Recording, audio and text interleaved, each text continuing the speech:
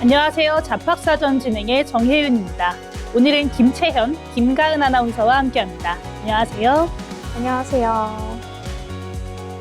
매일 똑같이 굴러가는 일상 같지만 우리를 둘러싼 일터와 세상은 참 빠르게 변하고 있습니다. 쏟아지는 정보 속에서 어떤 길을 선택해야 할지 막막하게 느껴질 때도 있는데요. 불안함보다는 기대감으로 내일을 맞이할 수 있도록 잡학사전이 여러분의 든든한 나침반이 되어드리겠습니다. 오늘도 취업에 꼭 필요한 알짜 정보만 쏙쏙 모아서 전해드립니다. 먼저 주요 뉴스 요약해드리는 잡뉴스 헤드라인 시간입니다. 첫 번째 소식입니다. 인공지능 중심의 산업 대전환으로 노동시장의 불확실성이 확대되면서 고용정책의 패러다임을 기존의 고용보호에서 고용능력 유지로 확대해야 한다는 주장이 제기되고 있습니다. 6일 한국경제인협회는 해외 각국이 인공지능 시대에 발맞춰 고용정책을 변화시키고 있다는 내용의 연구 용역 보고서를 발표했습니다. 보고서에 따르면 독일은 사전적 실업 예방으로 패러다임을 전환해 재직자에게 교육비와 임금 일부를 지원하고 있으며 일본은 근로자의 직업 능력 향상과 신성장 산업 분야로의 인력 재배치를 양대축으로 추진 중임이 밝혀졌습니다. 싱가포르 역시 전 국민의 인공지능 역량 강화를 위해 국가 주도의 재교육 프로그램을 마련했습니다.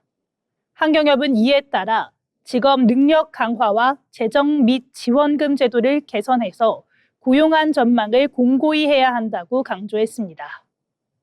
다음 뉴스입니다. 지난 1년간 고용 산재보험 신규 가입의 53%인 15만 6천 건이 별도의 신고 없이 처리된 것으로 밝혀졌습니다. 6일 근로복지공단은 사업자 등록과 연계해 보험 성립 신고를 간주하는 제도를 확대한 이후 이 같은 성과를 거뒀다고 발표했습니다. 기존에는 영세 사업장을 중심으로 신고 지연이나 누락이 잦았지만 이제는 사업자 등록 신청 시 자동으로 신고가 이루어지도록 행정 절차를 간소화했습니다. 이에 따라 바쁜 사업주의 수고를 덜어주는 동시에 근로자는 자격 취득 지연 없이 더 신속하게 보호받을 수 있게 되었습니다. 국세청에 폐업이나 변경 신고를 할 때도 보험 소멸이 한 번에 처리되는 방식입니다. 근로복지공단은 앞으로도 정보 연계를 통해 사각지대를 줄이고 체감도 높은 공공서비스 혁신을 이어가겠다고 강조했습니다. 다음 소식입니다. 고용노동부는 공공부문의 불공정 계약과 부당한 고용 관행 개선을 지원하는 공공부문 불합리한 관행 상담센터를 6일 개소한다고 밝혔습니다. 상담센터는 노동부 노동포털을 통해 온라인으로 운영되며 누구나 안심하고 이용할 수 있도록 익명 상담도 가능합니다. 노동부는 단순히 제보를 받는 데 그치지 않고 위법 사항에 대해서는 정식 진정 접수를 안내할 예정입니다. 또한 불공정 행위가 확인되면 해당 기관의 지도와 권고 등 필요한 조치를 적극적으로 취한다는 방침입니다. 이에 따라 현장의 목소리에 귀 기울여 불합리한 관행을 신속하게 개선해 나갈 것이라고 강조했습니다. 지금까지 잡뉴스 헤드라인 전해드렸는데요. 이번에는 실제 직업 현장으로 가보겠습니다. 다양한 직업을 직접 만나보고 그 속에서 일하는 사람들의 이야기를 들어보는 현장 속으로 시간입니다. 오늘은 김채연 아나운서가 전해드립니다. 여러분은 장례식 하면 어떤 모습이 떠오르시나요? 조용한 분위기 속에서 유족들이 마지막 인사를 건네는 순간, 혹은 검은 정장을 입고 차분하게 절차가 진행되는 장면을 떠올리실 텐데요. 하지만 그 이면에는 보이지 않는 곳에서 분주하게 움직이며 장례의 모든 과정을 준비하는 사람들이 있습니다. 장례식장이 문을 열기 전부터 고인의 마지막을 준비하고 유족들을 맞이하며 하나의 장례가 마무리될 때까지 처음부터 끝까지 함께하는 사람들인데요. 바로 고인의 마지막 길을 함께하는 직업, 장례 지도사입니다. 오늘 현장 속으로에서는 변화하는 장례 문화 속에서 새롭게 주목받고 있는 직업, 장례 지도사를 소개해드리겠습니다. 장례 지도사는 장례 전반을 총괄하는 직업인데요. 유족 상담부터 염습, 입관, 운구까지 모든 과정을 책임지는 직업입니다. 장례가 시작되면 가장 먼저 유족과 상담을 통해서 장례 방식과 일정, 절차까지 안내하게 되는데요. 이 과정에서 유족의 상황과 요구를 고려해 맞춤형으로 장례를 설계하는 것도 중요한 역할이 되겠습니다. 이후 고인의 마지막 모습을 정리하는 염습과 입관이 진행됩니다. 이 과정은 고인에 대한 예우와 존중을 바탕으로 매우 섬세하게 이루어지는데요. 작은 동작 하나에도 의미가 담겨 있는 만큼 전문성이 요구됩니다. 또한 장례 기간 동안 빈소 운영부터 일정 관리, 조문객 응대까지 전체 흐름이 원활하게 이루어질 수 있도록 현장을 조율하는 역할도 맡게 됩니다. 전 과정을 안정적으로 이끌어가는 것이 장례 지도자의 핵심인데요. 고인의 마지막을 정리하는 동시에 남은 이들의 시간을 지켜주는 직업입니다. 최근 이 직업이 주목받는 이유는 고령화와 함께 장례 수요가 빠르게 급증하고 있기 때문입니다. 우리 사회가 초고령 사회로 진입하면서 장례 서비스에 대한 필요성도 크게 높아지고 있는데요. 실제로 장례 지도사 자격증 취득자는 최근 몇 년 사이 크게 증가하면서 관력 인력 수요도 빠르게 늘고 있습니다. 특히 눈에 띄는 점은 20대, 30대 청년층의 유입이 증가하고 있다는 점입니다. 과거에는 장례 지도사가 기피 직종이라는 인식이 컸는데요. 최근에는 근무 환경과 처우가 개선되고 전문직으로 인식이 자리 잡게 되면서 직업에 대한 시선이 달라지고 있습니다. 또 문화 자체도 변화하고 있는데요. 과거에는 정해진 형식에 따라서 진행됐다면 최근에는 고인의 삶을 반영한 맞춤형 장례, 프리미엄 장례 서비스가 늘고 있다고 합니다. 이에 따라 장례 지도사의 역할도 단순히 진행하는 사람이 아니라 기획자 또는 조율자로 확대되고 있습니다. 그렇다면 이 직업에는 어떤 역량이 필요할까요? 무엇보다 중요한 것은 어떤 상황에서도 침착함을 유지하는 능력입니다. 장례 현장은 감정이 크게 오가는 현장인 만큼 예기치 못한 상황에 빠르게 대응할 수 있는 판단력과 책임감이 필요한데요. 또 유족과의 소통이 중요한 만큼 공감과 배려를 바탕으로 한 커뮤니케이션 능력도 필수입니다. 이와 함께 염습, 입관 등 전문적인 과정을 수행하기 위해서 기술적인 순력도와 지식도 함께 요구됩니다. 무엇보다 감정과 업무를 동시에 다루는 직업인 만큼 스스로를 조절할 수 있는 정신적인 안정감 역시 중요한 요소라고 볼 수 있겠습니다. 장례는 누군가의 마지막을 정리하고 또 남은 이들의 시간을 이어주는 과정입니다.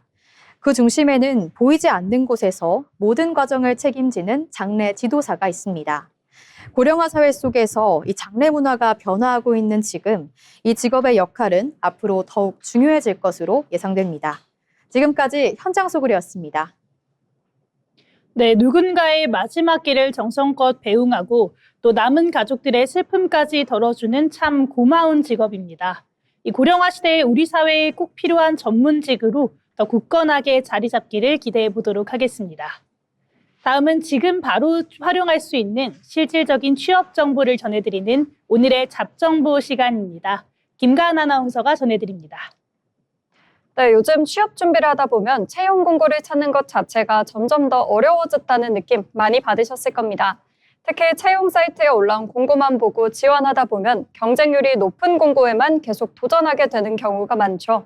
그래서 요즘 취준생들 사이에서는 숨은 채용 공고를 찾는 것이 하나의 전략으로 떠오르고 있는데요.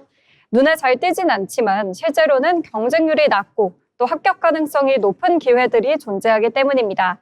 그래서 오늘은 숨은 채용 공고를 찾는 방법과 취업 준비에 어떻게 활용하면 좋을지 한번 함께 알아보겠습니다. 먼저 가장 기본적인 방법은 기업 홈페이지를 직접 확인하는 겁니다. 많은 기업들이 채용 플랫폼뿐만 아니라 자사 홈페이지 홈페이지를 통해서 별도로 공고를 올리는 경우가 많은데요. 이 경우 채용 사이트보다 지원자가 적어 경쟁력이 상대적으로 낮은 편입니다. 특히 중견기업이나 외국계 기업의 경우 홈페이지 채용 공고만 운영하는 경우도 많기 때문에 관심 있는 기업이 있다면 정기적으로 확인하는 것이 중요하겠습니다. 두 번째로는 링크드인과 같은 비즈니스 SNS를 활용하는 방법입니다. 최근에는 기업 인사 담당자나 팀장이 직접 채용 공고를 올리는 경우도 많아지고 있는데요. 이런 공고는 공식 채용 사이트보다 빠르게 올라오거나 소규모 채용으로 진행되는 경우가 많습니다. 또 내가 관심 있는 직무나 기업을 팔로우해두면 관련 채용 정보가 자동으로 노출되기 때문에 정보를 놓치지 않는 데 도움이 됩니다. 세 번째는 학교나 커뮤니티, 지인 네트워크 등을 활용하는 방법입니다. 대학교 취업지원센터나 학과 공지 또는 취업 관련 커뮤니티를 보면 외부에는 공개되지 않은 채용 정보가 올라와 있는 경우도 많은데요. 또 실제로는 지인을 통해 추천 형태로 채용이 진행되는 경우도 적지 않습니다. 이처럼 네트워크를 활용한 채용은 지원 기회 자체를 확보할 수 있다는 점에서 중요한 전략이 될 수 있겠습니다. 그렇다면 숨은 채용 공고를 찾을 때 주의해야 할 점도 있습니다. 먼저 공고의 신뢰성을 반드시 확인해야 합니다. 기업 공식 기업 홈페이지인지 채용 조건이 명확하게 제시되어 있는지 꼼꼼하게 살펴보는 것이 중요하겠습니다. 또 하나는 지원 시기를 놓치지 않는 건데요. 숨은 채용 공고는 모집 기간이 짧은 경우가 많기 때문에 미리 준비되어 있지 않으면 기회를 놓칠 수 있습니다. 정리해보면 채용 사이트에 올라온 공고만 보는 것에서 벗어나서 다양한 경로로 정보를 찾는 것이 중요합니다. 기업 홈페이지, SNS, 네트워크까지 채용 정보를 넓게 탐색하는 것이 취업 기회를 넓힐 수 있는 방법이 될 수 있는데요. 취업 준비를 하고 계시다면 이런 숨은 채용 공고도 함께 확인해 보시기 바랍니다. 지금까지 잡정보였습니다. 네, 경쟁률 높은 채용 사이트들만 보다가 지치셨다면 오늘은 내 관심 기업의 홈페이지를 먼저 들어가 보시면 좋을 것 같습니다. 여러분의 숨은 가능성을 알아봐줄 좋은 기회가 꼭 찾아오길 바라보도록 하겠습니다. 세상에는 우리가 아직 잘 알지 못하는 다양한 직업들이 존재하는데요. 새롭게 떠오르는 직업과 앞으로 주목해야 할 미래의 직종을 살펴보는 시간, 직업의 세계 김가은 아나운서가 전해드립니다. 생소한 직업, 미래 유망 직종 등을 탐구하는 시간, 직업의 세계 시간입니다. 오늘 직업의 세계 시간에는 현대인들의 건강과 삶의 질에 큰 영향을 미치는 직업, 수면 컨설턴트를 소개합니다. 요즘 학업이나 업무 스트레스, 또 스마트폰 사용 증가 등으로 잠을 청하는 데 어려움을 겪는 분들이 많은데요. 잠은 단순히 쉬는 시간이 아니라 건강을 유지하는 데 꼭 필요한 중요한 시간입니다. 이때 사람들의 수면 습관을 분석하고 또 더 건강한 잠을 잘 수 있도록 도와주는 전문가가 바로 수면 컨설턴트입니다. 수면 컨설턴트는 사람들의 수면 상태를 분석하고 올바른 수면 습관을 만들 수 있도록 돕는 전문가인데요. 쉽게 말해 잠을 잘 못 자는 이유를 찾아주고 또 더 편안하게 잠들 수 있는 방법을 제안해주는 직업입니다. 수면 시간, 잠드는 시간, 자주 깨는 횟수, 또 생활 습관 등을 종합적으로 살펴보고 개인에게 맞는 수면 관리 방법을 안내합니다. 단순히 잠자는 시간만 보는 게 아니라 스트레스, 식습관, 또 생활 패턴까지 함께 고려하는 게 특징입니다. 그렇다면 이 수면 컨설턴트는 구체적으로 어떤 일을 할까요? 수면 컨설턴트가 하는 일은 세 가지로 나눌 수 있습니다. 처음은 수면 상담과 원인 분석입니다. 잠을 잘 이루지 못하는 이유가 생활 습관 때문인지 또 스트레스 때문인지 상담을 통해 원인을 파악합니다.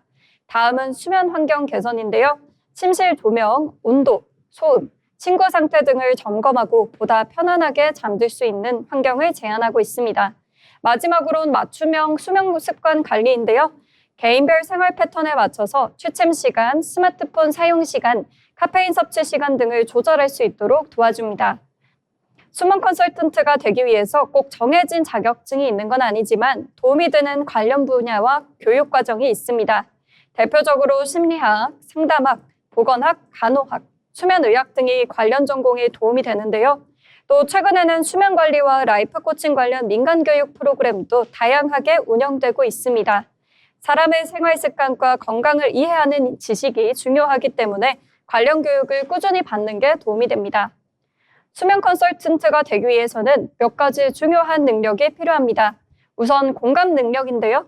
잠을 제대로 자지 못하는 사람들은 스트레스와 피로감을 크게 느끼는 경우가 많기 때문에 상대방의 이야기를 잘 들어주는 자세가 중요합니다.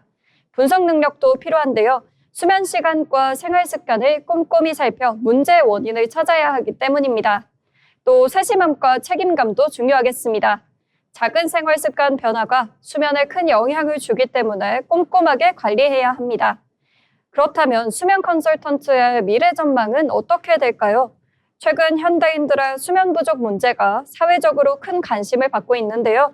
병원, 특히 건강한 삶의 질에 대한 관심이 높아지면서 수면관리 서비스와 관련 산업도 함께 성장하고 있습니다. 병원, 상담센터, 웰니스 산업, 호텔 서비스 분야까지 수면 관련 전문가의 수요가 점점 늘어나고 있습니다. 그만큼 수면 컨설턴트는 앞으로 더욱더 주목받고 있는 미래 유망 직종 중에 하나로 자리 잡고 있습니다.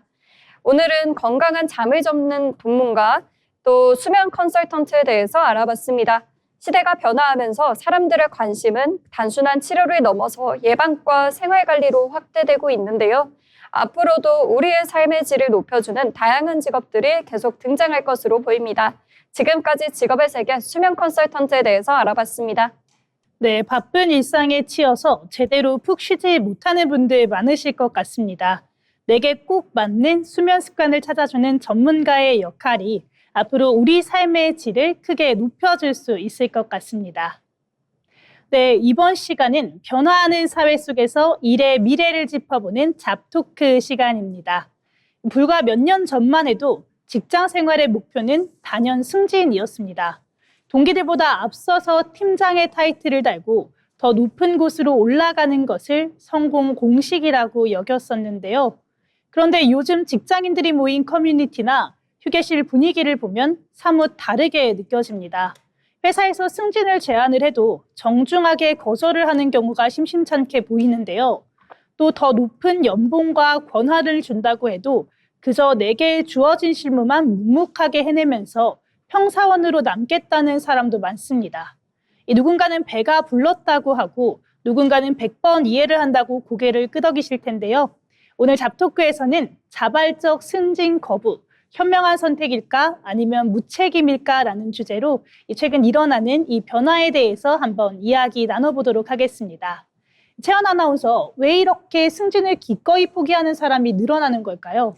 네, 저는 이 현상의 밑바닥에 책임의 무게와 보상의 뼈아픈 불균형이 자리 잡고 있다고 생각합니다. 사실 팀장이 된다고 해서 월급이 그 책임을 감당할 만큼 크게 오르는 것도 아니고요. 그런데 짊어져야 할 스트레스는 상상을 초월하게 됩니다. 위에서는 당장 눈에 보이는 실적을 내라고 압박하고 또 아래로는 치고 올라오니까 개인의 삶을 중요하게 생각하는 젊은 세대의 목소리를 들어줘야 할 필요가 있다고 생각합니다. 샌드위치 신세가 돼서 매일 갈등을 조율하는 감정 노동에 시달리게 되는 거죠. 퇴근 후에도 메신저 알람에 신경 써야 되고 또 팀원의 실수까지 오로지 내 책임으로 안고 가야 하는 이런 팀장의 직급인데요. 내 삶이 갉아먹히는 것을 보느니 차라리 승진을 포기하더라도 일상을 온전히 지키고 싶다는 현실적이고 방어적인 선택을 하는 거라고 생각합니다. 네, 맞습니다. 아무래도 팀장이라는 자리가 주는 영광보다는 당장의 내 삶이 망가지는 것에 대한 그런 두려움이 더 크다라는 이야기 같은데요. 일과 일상의 경계를 지키고 싶어하는 마음이 참 저도 공감이 됩니다. 하지만 회사를 운영하는 경영진의 입장에서는 또 굉장히 당황스러울 수 있을 것 같은데요. 모두가 책임을 피하려고만 한다면 조직이 제대로 굴러가기가 힘들 수 있습니다. 가은 아나운서는 이 부분에 대해서 어떻게 생각하시나요? 네, 이 채연 아나운서가 말씀하신 개인의 고충과 피로감은 100번이고 이해합니다. 하지만 조직의 생존이라는 관점에서는 분명 위기 신호가 맞는데요. 회사는 사람들이 모여 공동의 목표를 향해 나아가는 곳입니다. 관리자가 없다는 건 방향을 잡고 결정을 내린 선장이 없어진다는 뜻인데요. 프로젝트에 위기가 닥쳤을 때 누군가는 굳은 일을 수습해야 하는데 모두가 내 일만 하겠다고 선을 그어버리면 결국 그 피해는 조직 전체의 경쟁력 하락으로 이어집니다. 더 큰 문제는 관리자를 하겠다는 사람이 줄어들면 준비되지 않은 사람이 억지로 리더 자리에 앉게 되면서 또 다른 부작용을 낳는다는 겁니다. 하지만 이걸 단순히 요즘 사람들의 이기심으로 탓할 수만은 없는 게 지금의 현실입니다. 네, 맞습니다. 이 개인의 일상을 지킬 것이냐, 아니면 조직의 동력을 유지할 것이냐, 이런 것들이 참 풀기가 어려운 숙제인 것 같은데요. 하지만 누군가의 일방적인 희생 또는 참음에만 기대서 굴러가는 구조가 결코 건강하지는 않을 것 같습니다. 결국에는 서로가 조금씩 마음을 열고 시스템을 바꿔 나가야 할 텐데요. 채연 아나운서, 이 딜레마를 풀기 위해서 좀 기업들이 어떤 돌파구를 마련해야 될까요? 가장 시급한 건 아무래도 직급과 보상 체계를 분리하는 거라고 생각하는데요. 사람 관리에 스트레스 받는 사람한테 억지로 팀장 자리를 쥐어줄 필요는 없다고 생각합니다. 대신 본인의 직무 전문성을 아주 깊게 파고들 수 있는 전문가 트랙을 넓혀주면 될 것 같은데요. 실무 능력이 뛰어나고 또 회사의 성과에 기여하고 있다면 굳이 관리자가 되지 않아도 팀장이나 임원 이상의 높은 대우를 받을 수 있는 길을 열어줘야 합니다. 일부 IT 기업들은 이미 이런 제도를 도입해서 호응을 얻고 있는데요. 이렇게 되면 개인은 원치 않는 감정 소모를 피할 수 있고 회사는 핵심 인재 이탈을 막을 수 있습니다. 네, 저도 전문가 트랙 도입에 전적으로 동의하고 있는데요. 그리고 한 발 더 나아가서 팀장이라는 자리 자체의 매력을 끌어올리는 근본적인 체질 개선이 병행되어야 한다고 생각합니다. 지금의 팀장들은 실무도 하면서 또 조직 관리까지 해야 하는 이중고에 시달리고 있는데요. 회사는 리더에게 무거운 짐만 지을 것이 아니라 그에 걸맞는 확실한 권한과 또 파격적인 보상을 지어줘야 한다고 생각을 하고요. 팀장 수당을 현실화하고 또 잡무를 줄여줘서 진짜 리더십에 집중할 수 있는 환경을 만들어주는 겁니다. 갈등 관리에 지친 리더들을 위해서 심리 상담이나 교육 같은 방패막이도 지원돼야 합니다. 자리가 사람을 소진시키는 낡은 구조부터 고쳐야 리더가 되겠다는 사람들이 다시 생겨날 것 같습니다. 네, 맞습니다. 이 자발적 승진 거부라는 말이 단순히 일하기 싫다는 가벼운 투정이 아니었습니다. 내 삶의 균형을 지키고 싶다는 어떻게 보면 아주 간절한 목소리이자 낡은 조직 문화에 던지는 꽤 중요한 질문이라는 생각이 드는데요. 아무래도 나의 일상을 망가뜨리고 또 나한테 상처를 주면서까지 억지로 입어야 하는 옷이라면 입지 않는 것이 맞겠죠. 회사는 일하는 방식을 다채롭게 열어주고 또 개인은 자신에게 가장 잘 맞는 자리에서 최선을 다해 빛을 발하는 일터가 필요한 시점인 것 같습니다. 이 승진을 하는 것만이 정답이 아니라 각자의 속도와 모양대로 성장할 수 있는 배려 깊은 문화가 우리 사회에 하루빨리 자리 잡기를 바랍니다. 지금까지 잡토크 함께 나눠봤습니다.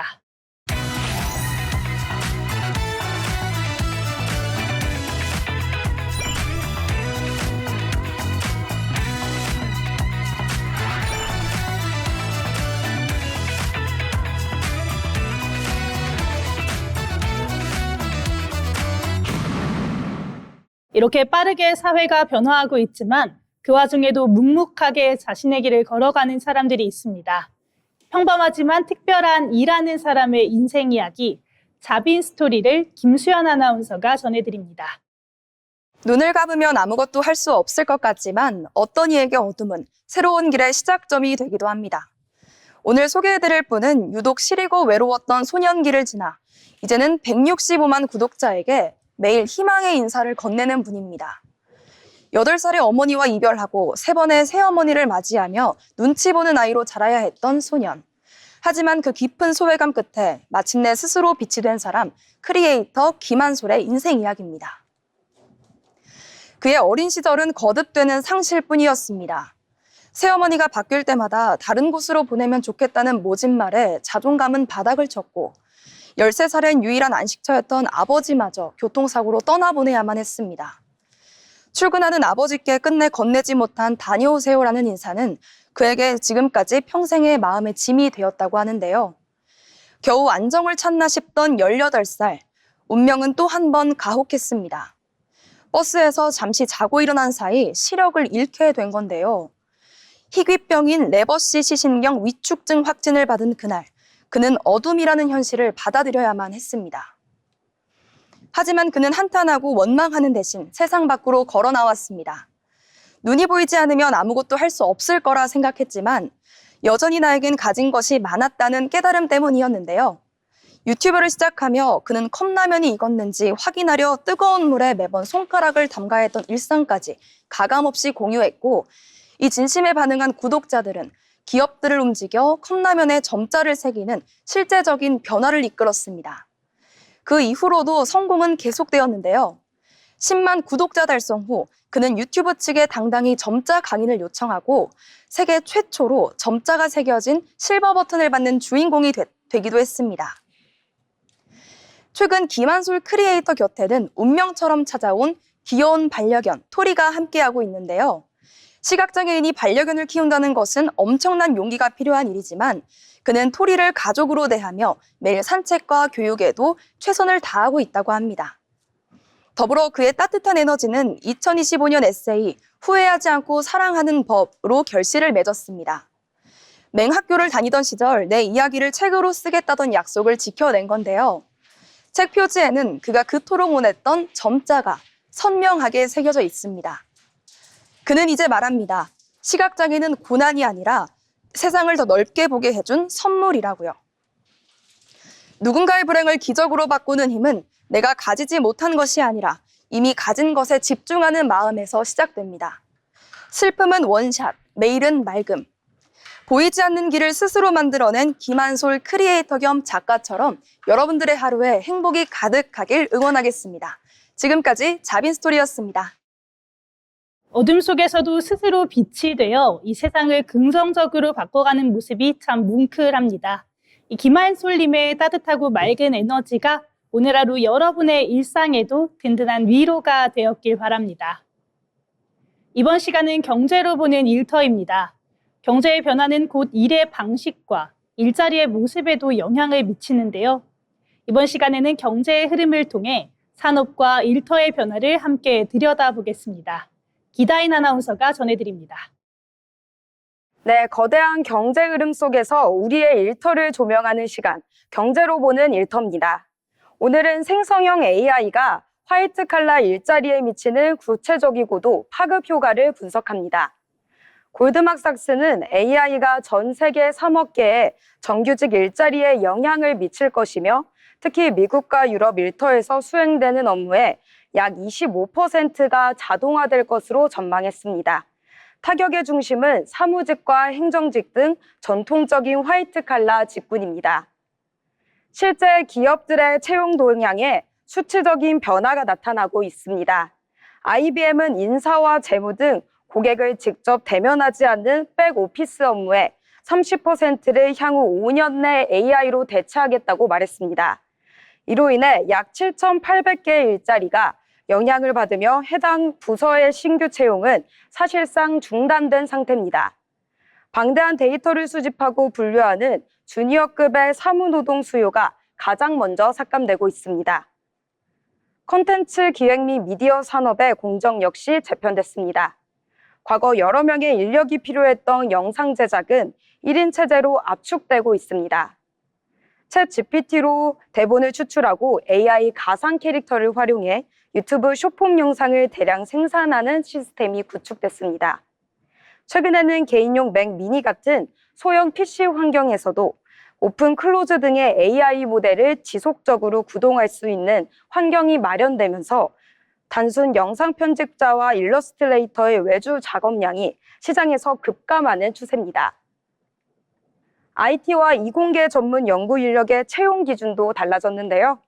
마이크로소프트의 연구에 따르면 GitHub 코파일럿 등 AI 보조 도구를 사용한 개발자의 코딩 속도는 55% 향상됐습니다. 이에 따라 IT 기업들은 단수 코딩을 담당하는 신입 개발자 채용을 대폭 줄였습니다. 또한 계산 나도 광학 분야의 복잡한 광학 시뮬레이션이나 스마트 보안 영역의 암호학 알고리즘 검증 과정에서도 AI가 기초 연산과 변수 분석을 직접 수행하면서 보조 연구원들의 실무 비중이 빠르게 축소되고 있습니다. 채용 시장의 핵심 평가 지표는 지식의 암기에서 프롬프트 엔지니어링과 검증 역량으로 이동했습니다. AI 모델에 정확한 데이터를 입력해 최적의 결과값을 도출하는 능력, 그리고 AI가 작성한 코드에 시스템적 오류나 보안 취약점을 찾아내 아키텍처를 재설계하는 역량이 필수적입니다. AI 툴 활용 능력이 곧 직무 생산성 및 개인의 연봉과 직결되는 구조가 자리 잡았습니다. 노동시장의 양극화는 수치로 가시화될 전망입니다. AI를 실무 도구로 도입해 1인당 생산성을 극대화한 인력과 단수 반목 업무에 머무는 인력 간의 임금 격차가 확대되고 있습니다. 화려한 자격증이나 과거의 지식에만 의존하는 전문직의 직업 안정성이 크게 하락했습니다. 단순 연산과 데이터 정리는 AI 영역으로 완전히 넘어갔습니다. 결국 앞으로의 인재는 AI가 처리한 데이터를 바탕으로 기업의 최종 전략을 기획하고 알고리즘의 기술적 허점과 윤리적 문제를 책임지는 종합적 판단 능력을 갖추어야 합니다. 일터의 생산성 혁명 속에서 각 직무의 근본적인 체질 개선이 필요한 시점입니다. 지금까지 경제로 보는 일터였습니다. 네, 기술이 내 자리를 대신할까봐 덜컥 겁이 나기도 하지만 결국 마지막에 남는 건 사람만이 할 수 있는 고민과 책임인 것 같습니다. 이 AI가 대체할 수 없는 나만의 경쟁력은 무엇인지 한번 점검해보는 하루가 되시길 바랍니다. 이번 시간은 데이터로 본 일터, 잡 이슈 시간입니다. 통계와 데이터를 통해 요즘 노동시장에서 나타나는 변화를 살펴볼 텐데요. 채연 아나운서, 오늘은 어떤 내용을 이야기해 볼까요? 네, 저는 이 요즘 직장인들 사이에서 유행하는 그런 이직 트렌드에 대해서 준비를 해봤는데요. 요즘 직장인들 사이에서 아니다 싶으면 빨리 나와야 한다라는 말 한 번쯤 들어보셨을 텐데요. 최근 일본에서는 입사 첫날 점심시간이 되자마자 퇴사를 결심하고 또 이를 대신 전달해주는 퇴직 대행 서비스를 이용하는 사례까지 나타나고 있습니다. 이직을 결정하는 속도가 점점 빨라지고 있는 건데요. 정말 입사 첫날에 퇴사를 한다니 예전과는 분위기가 정말 많이 달라진 것 같습니다. 네, 맞습니다. 실제로 사례를 살펴보면 더 극적인데요. 일본 아이치현의 한 퇴직 대행 업체는 입사식 직후에 신입사원들로부터 퇴직 의뢰가 접수됐고요. 한 신입사원은 입사 당일 점심시간을 이용해서 퇴사 상담을 요청하고 메신저로 사직 의사를 전달한 뒤 곧바로 퇴사 절차를 밟은 걸로 확인됐습니다. 현지에서는 이런 현상을 배정 가차 혹은 상사 가차라는 표현으로 설명하고 있는데요. 어떤 부서에 배치될지 또 어떤 상사를 만나게 될지 운에 맡겨지고 있는 구조 속에서 기대와 다른 환경이 주어지면 바로 관계를 끊어버리는 선택을 한다는 겁니다. 네, 예전 같으면 조금 더 버티는 게 일반적이었을 텐데 확실히 기준이 많이 달라진 것 같네요. 네, 맞습니다. 이 현상을 단순히 참지 않는다라고 보기보다는 환경에 대한 기대치 자체가 달라졌다라고 볼 수 있는데요. 예를 들어서 체계적인 교육 없이 방치되거나 업무 방향이 명확하지 않은 경우 초기부터 이 조직은 아니다 하고 판단한 다음에 빠르게 이탈을 결정하게 되는 겁니다. 또 집단 식사 문화나 사소한 생활 방식의 차이처럼 예전에는 참고 넘겼던 요소들도 이제는 중요한 판단 기준이 되고 있습니다. 그런데 좀 궁금해지는 게 일본의 사례지만 우리나라도 점점 이렇게 되고 있는 추세일까요? 네, 우리나라도 크게 다르지 않습니다. 통계청 자료를 살펴보게 된다면 청년층의 이직과 쉬어씀 인구가 함께 증가하는 흐름이 나타나고 있는데요. 이는 한 직장에 오래 머무르는 것보다 나에게 맞는 환경을 빠르게 찾는 것이 더 중요한 기준이 되고 있다고 볼 수 있습니다. 그럼 결국 버티는 것보다 맞는 곳을 찾는 게 더 중요해졌다고 볼 수 있겠네요. 네, 맞습니다. 특히 MZ세대는 근무 환경이나 조직 문화, 그리고 개인의 가치관까지 종합적으로 고려해서 아니다 싶으면 이동하는 선택을 하고 있습니다. 이제는 이직 자체가 부정적인 선택이 아니라 자기 커리어를 위한 하나의 전략으로 인식되고 있는 겁니다. 아무리 그래도 이런 상황이 계속되면 기업 입장에서는 부담스러울 것 같습니다. 네, 맞습니다. 그래서 저는 이 변화의 핵심을 속도라고 생각하는데요. 과거에는 한 직장에서 시간을 들여서 경력을 쌓는 것이 중요했다면 지금은 나한테 맞는 환경을 얼마나 빠르게 찾느냐가 더 중요한 기준이 되고 있습니다. 특히 요즘 기업들은 신입사원과 소통하는 방식에서도 어려움을 겪고 있는데요. 지도를 하면 부담이 될까 걱정하고 또 거리를 두면 방치가 아닌가 하는 생각에 적절한 소통의 균형을 찾는 것이 새로운 과제로 떠오르고 있습니다. 네, 기업도 역시 신입사원이 조직에 잘 적응할 수 있도록 교육과 소통 방식을 개선하는 노력이 필요해 보입니다. 네, 이제 일터는 단순히 오래 버티는 공간이 아니라 나에게 맞는 방향을 빠르게 찾아가는 과정으로 변하고 있습니다. 입사와 퇴사의 기준이 계속해서 달라지고 있는 요즘인데요. 그 흐름을 어떻게 받아들일지에 대한 고민도 함께 필요해 보입니다. 네, 퇴사가 점점 빨라지고 있는 요즘이죠. 하지만 나에게 맞는 길을 찾아 빠르게 결단하는 청년들의 마음 한편에도 적잖은 고민이 있었을 것 같습니다. 이렇게 서로의 다름을 좀 더 이해하고 조금 더 따뜻한 시선으로 이 일터의 변화를 받아들일 수 있어야 할 것 같습니다. 네, 그럼 다음으로 가은 아나운서와는 어떤 이야기 한번 나눠볼까요? 네, 요즘 산업 전반에서 가장 빠르게 확산되고 있는 변화 중에 하나가 바로 인공지능, 이 AI 기술인데요. 과거에는 사람이 직접 수행하던 업무를 이제는 AI가 대신 처리해주는 사례가 빠르게 늘어나고 있습니다. 예를 들어 고객 상담이나 번역, 또 문서 작성과 데이터 분석까지 AI가 수행하는 영역이 확대되고 있는데요. 이처럼 인공지능 기술이 노동시장에 직접적인 영향을 미치면서 일자리 구조에도 변화가 나타나고 있습니다. 오늘은 AI가 어떤 일자리를 변화시키고 있는지, 그리고 앞으로 노동시장이 어떤 방향으로 움직일지 이야기 나눠보겠습니다. 맞습니다. 요즘에 보면 AI가 글도 쓰고 또 영상도 만들잖아요. 이 보다 보니까 사람이 할 일이 줄어드는 게 아닌가 이런 생각도 좀 들 것 같더라고요. 네, 맞아요. 저도 그런 생각이 들었는데요. 진짜로 일자리가 줄어들고 있긴 한 건지, 진짜 줄어들고 있다면 얼만큼 줄어들고 있는지 궁금합니다. 네, 실제로 세계경제포럼 보고서를 보면 AI가 노동시장에 미치는 영향이 상당히 큰 것으로 나타나고 있는데요. 향후 5년 동안 약 9천만 개 이상의 일자리가 사라질 수 있지만 동시에 1억 개가 넘는 새로운 일자리가 만들어질 것으로 분석됐는데요. 또 전체 직무의 약 23%가 변화할 것으로 전망되면서 단순히 줄어드는 게 아니라 구조 자체가 바뀌는 흐름이 나타나고 있습니다.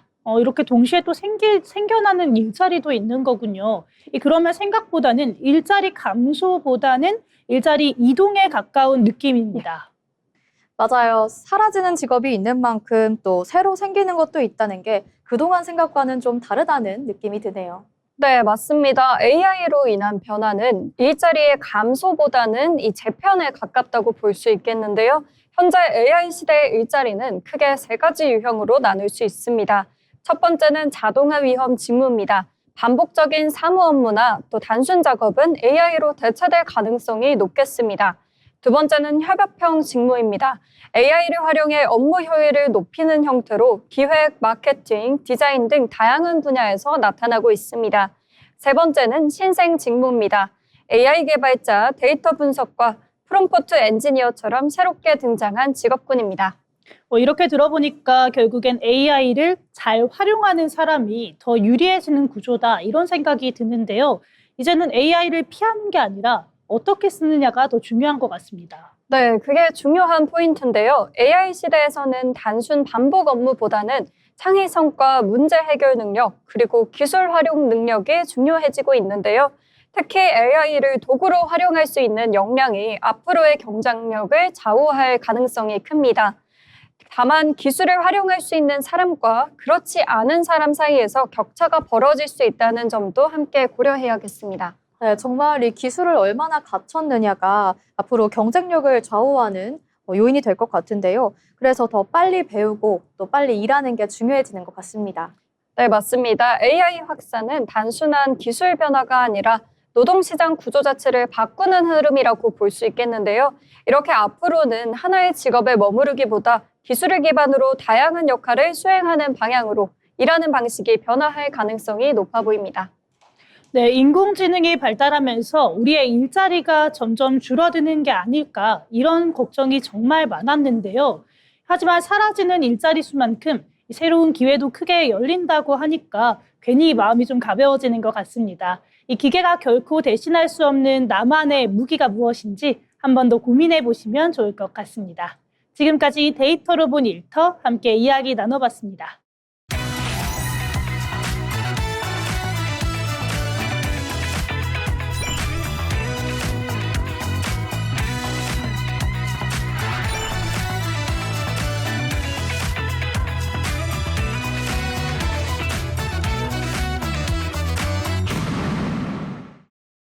취업을 준비할 때 중요한 것 중 하나는 바로 기업을 제대로 이해하는 것입니다.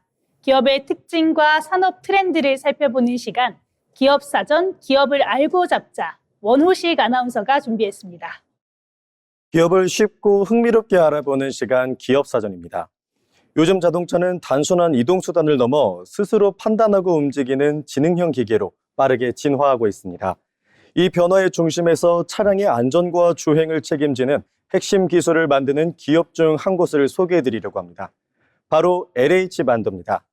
단순한 부품 제조를 넘어 미래 모빌리티 기술 기업으로 도약하고 있는 LH만도.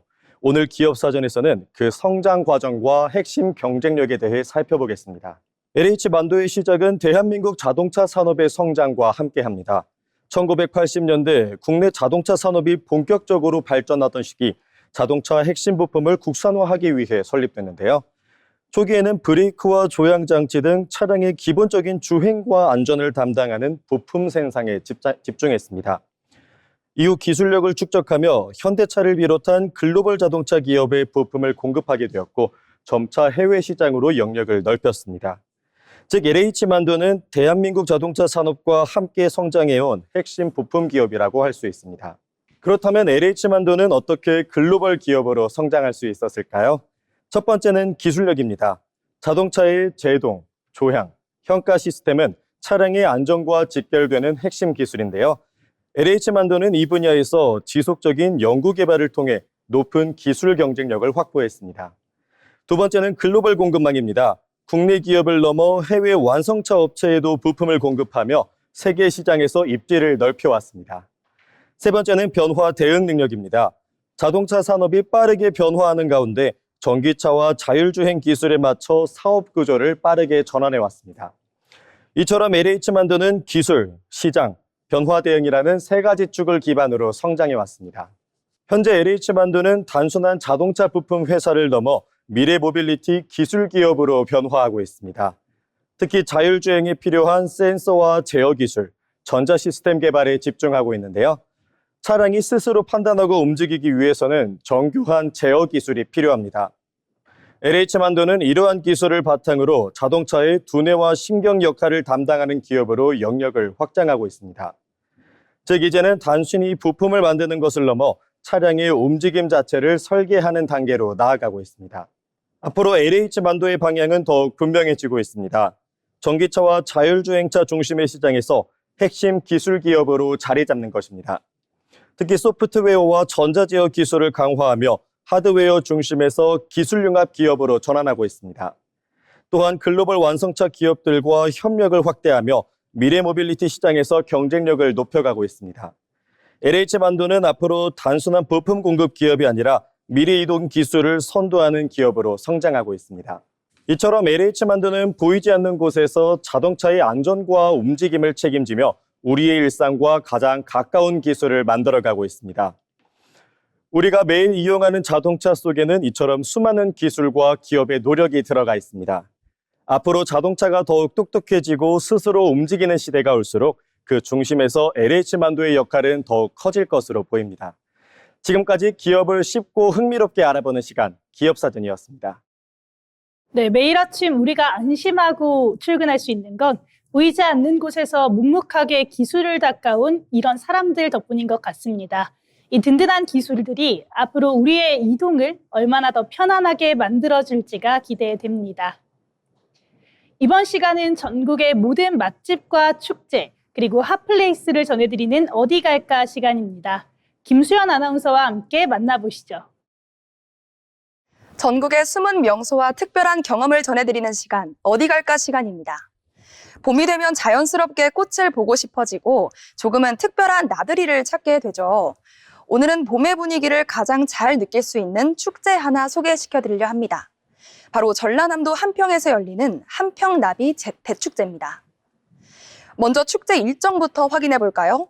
올해 축제는 4월 24일부터 5월 5일까지 한평 엑스포공원 일원에서 펼쳐집니다. 사실 한평 나비대 축제는 그 시작부터가 참 의미 있는 축제인데요. 과거 한평은 전형적인 농업 도시였습니다. 농산물 개방으로 어려움을 겪게 되자 어떻게 하면 우리 지역을 다시 살릴 수 있을까 고민 끝에 나온 아이디어가 바로 나비였던 겁니다. 1999년 오염됐던 한평천을 정화하고 그곳에 유채꽃을 가득 심어 나비를 불러 모으기 시작한 건데요.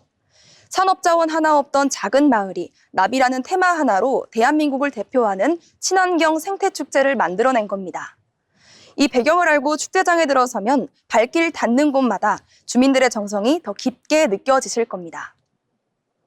네, 그럼 본격적으로 축제장을 들여다보겠습니다.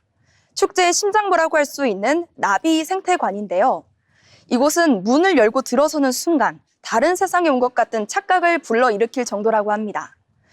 대형 온실 안에서 수천 수만 마리의 나비들이 어깨 위로, 머리 위로 자유롭게 날아다니는데요.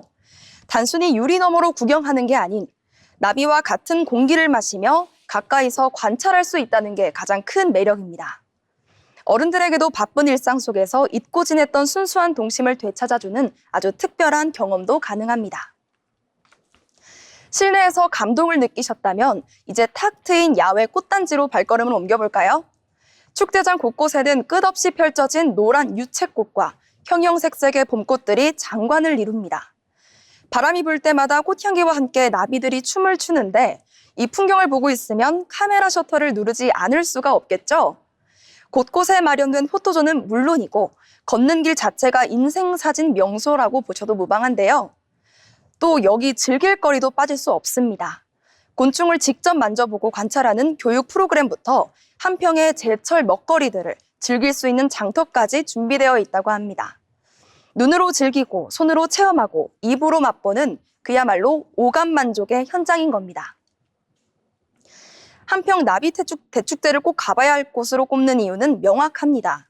첫째, 봄의 생명력을 가장 생생하게 느낄 수 있는 축제라는 점.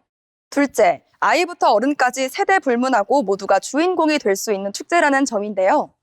그렇다면 방문하실 분들을 위해 작은 팁을 하나 드릴까 합니다. 축제장이 생각보다 굉장히 넓습니다. 꼭 편한 신발 가져가시고요. 봄볕이 따사로워도 강바람에 쌀쌀할 수 있으니 가벼운 겉옷 챙기시는 것도 잊지 마시기 바랍니다. 주말에는 인파가 몰릴 수 있으니 조금 이른 오전에 방문하셔서 여유롭게 나비와 산책을 즐겨보시길 추천드립니다.